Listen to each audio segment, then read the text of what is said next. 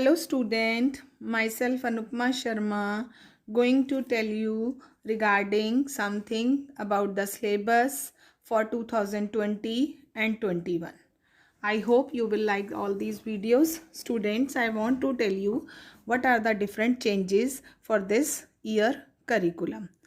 So students ध्यान से सुनिए इस बात को कि ये चैप्टर 3 के बारे में हम पढ़ रहे हैं। चैप्टर 3 से पहले मैं आपको 2 चैप्टर्स के बारे में बता दूं। फर्स्ट चैप्टर हमारा जो है वो कोल्ड वॉर है, वो एज इट इज़ है पुराने सिस्टम के अनुसार ही, और उसके अंदर सिर्फ एक नया टॉपिक ऐड हुआ है और वो टॉपिक है नैम का। उसके बाद हमारा सेकेंड चैप्टर है end of bipolarity, that is also as it was previously. Now students third chapter जो है US hegemony in the world politics, वो भी जो है डिलीट हो गया है एज इट इज़ का, बिल्कुल वैसे का वैसा ही कंप्लीट डिलीट हो गया है। और अब आई बात फोर्थ चैप्टर की। Earlier it was name alternative centres of power. Alternative centres of power पहले इसका नाम था, और इसके अंदर हम ईस्टर्न यूरोपियन यूनियन, आसियन और सार्क 3 टॉपिक्स पढ़ते थे। कौन कौन से?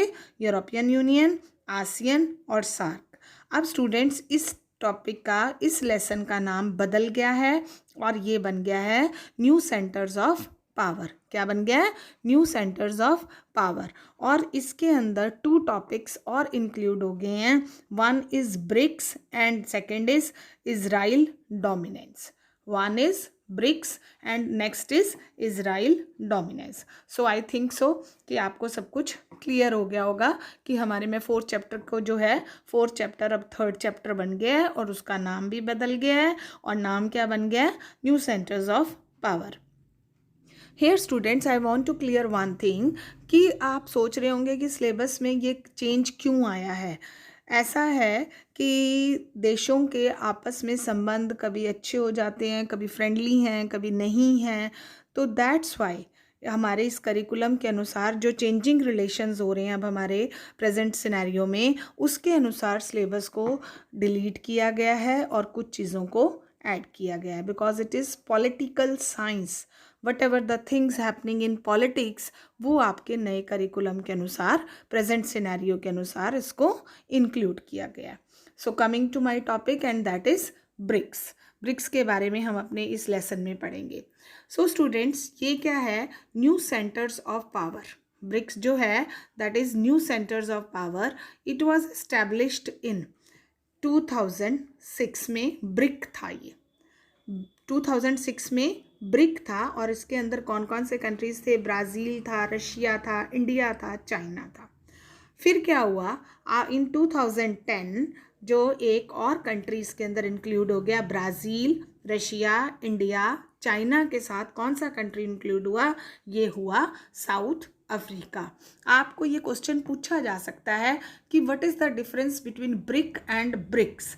What is the difference between BRIC and BRICS? In BRIC, only 4 countries were included, and in BRICS, 5 countries were included, and the new member of BRICS is South Africa. Here students, you can see and observe the first letter of each and every country has been taken, and according to that it has been formed.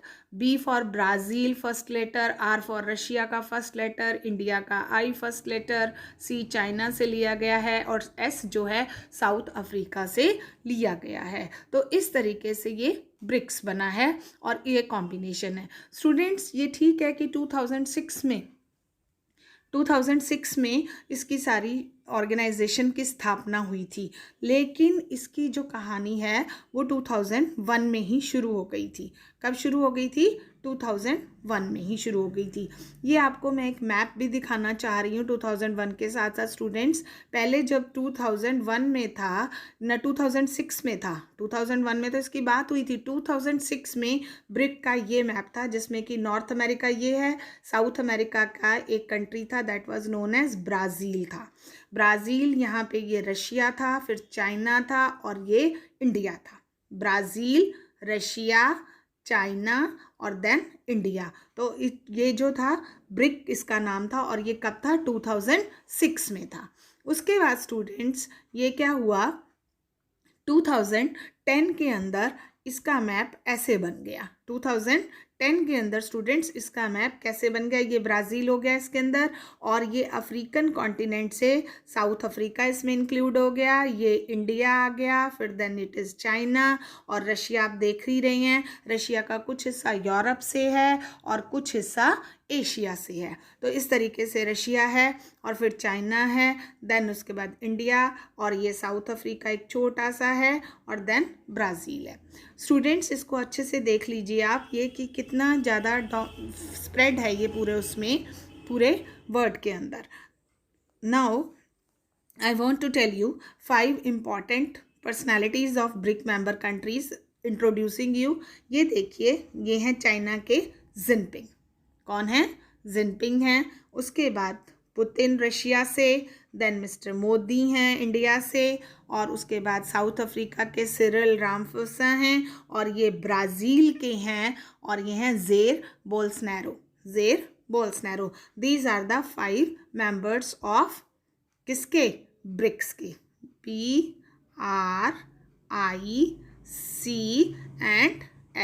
BRICS के 5 members हैं। सो I think सो ये आपको clear हो गया। Now I am coming to my next topic, और वो है कि what are the important features क्या हैं इसके ब्रिक्स के।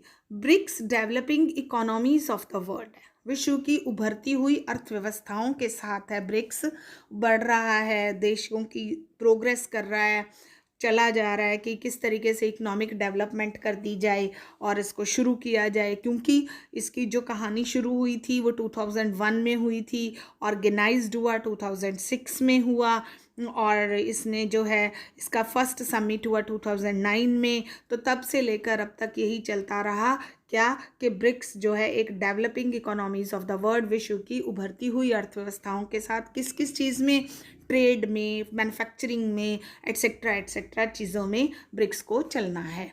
और यहाँ मैं आपको एक और चीज़ क्लियर करना चाहूँगी, मैंने लिखा है Russia is successor of Soviet union. Russia जो है सोवियत यूनियन का सक्सेसर है।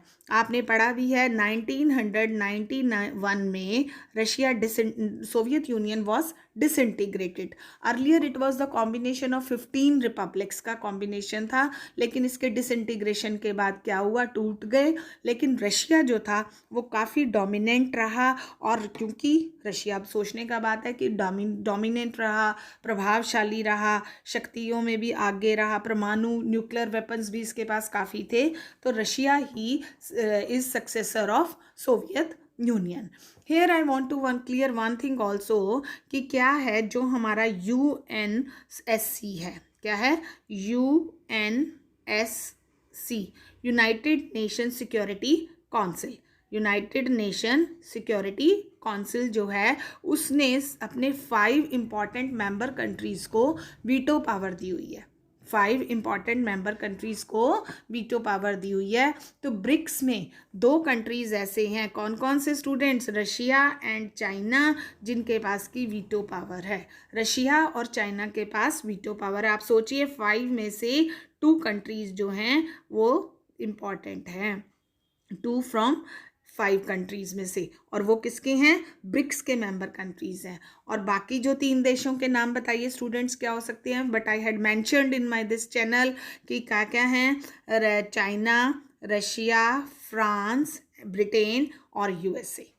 China, Russia, France, Britain and USA। Now I M capturing my previous topics, जो भी हैं मैंने अभी तक आपको डिस्कस किए, उनके बाद से फिर दोबारा से एक बार रिकैप्चुलेट कर रही हूँ।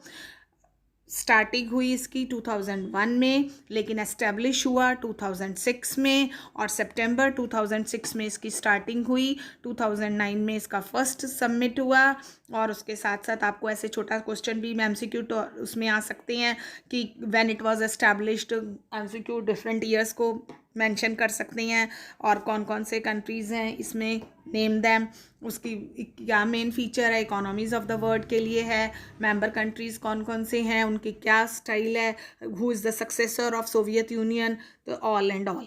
सो क्लियर हो गया होगा आपको कि ब्रिक्स जो है वर्ल्ड की एक पावरफुल ऑर्गेनाइजेशन है।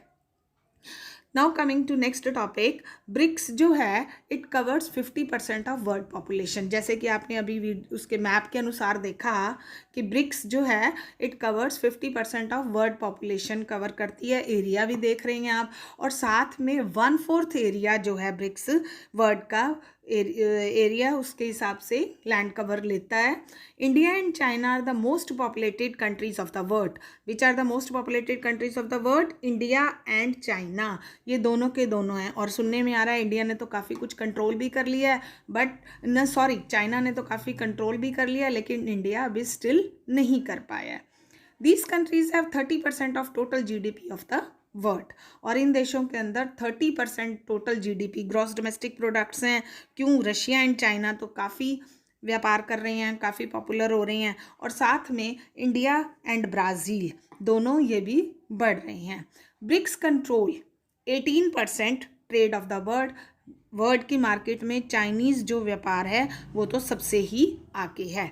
तो BRICS cover 50% of world population. For example, world की 100% पॉपुलेशन है, तो ब्रिक्स जो है 50% पॉपुलेशन तो इन 5 कंट्रीज़ के पास ही है। तो आप सोच सकते हैं कि कितने डोमिनेटिंग ये देश रही हैं। फिर दोबारा से बता रही हूँ, 1/4 एरिया जो है पॉपुलेशन का, इन एरिया क्षेत्रफल का, वो ब्रिक्स के इन्हीं कंट्रीज़ के पास है, 5 कंट्रीज़ के बाद। और these countries have 30% of total GDP of the world, और then BRICS control 18% of the world. तो स्टूडेंट्स, मैंने आपको ब्रिक्स का हाफ टॉपिक इस वीडियो में कवर कर दिया है, और सेकंड जो रिमेनिंग टॉपिक है वो मैं आपको सेकंड वीडियो में शो करूँगी।